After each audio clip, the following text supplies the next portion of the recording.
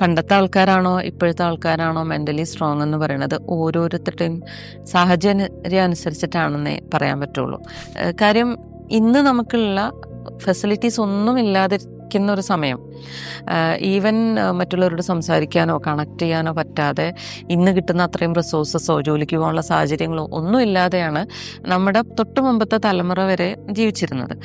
അപ്പോൾ നമ്മളൊക്കെ തന്നെയും ഇപ്പം നമ്മുടെ ജനറേഷനിലുള്ള ആൾക്കാർ മുമ്പോട്ട് വന്ന് ഇത്രയും കാര്യങ്ങൾ അച്ചീവ് ചെയ്തിട്ടുണ്ടെങ്കിൽ തീർച്ചയായിട്ടും അതിൻ്റെ ക്രെഡിറ്റ് മുഴുവൻ പോകുന്നത് നമ്മുടെ പേരൻസിന്, നമ്മുടെ അമ്മമാർക്കാണത് പോവുക. ഏതൊരു സാഹചര്യത്തിലും നിലനിന്ന് പോകുന്ന, അല്ല ഏതൊരു സാഹചര്യത്തിലും വലിയ രീതിയിൽ അവർ മെൻ്റൽ സ്ട്രെങ്ത് എടുത്തിട്ട് തീരുമാനങ്ങൾ എടുത്ത് ഒരുപാട് പേരെ സപ്പോർട്ട് ചെയ്തിട്ടൊക്കെ മുന്നോട്ട് പോകുന്ന എത്രയോ പേരുണ്ട്.